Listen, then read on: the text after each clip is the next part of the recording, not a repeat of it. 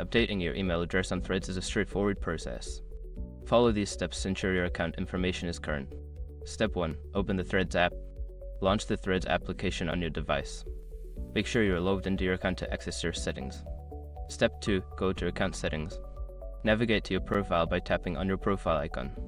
Look for the Settings option, usually represented by gear icon, and select it to enter the account settings. Step 3. Select Email Preferences. In the Account Settings menu, find the section labeled Email or Email Preferences.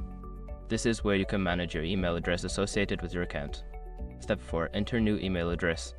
Click on the option to change or update your email address. Enter your new email address in a provided field and ensure it is typed correctly to avoid any issues. Step 5. Confirm changes. After entering your new email, you may need to verify it. Check your inbox for a confirmation email from Threads and follow the instructions to confirm the update. Once you have completed these steps, your email address on Threads will be successfully updated.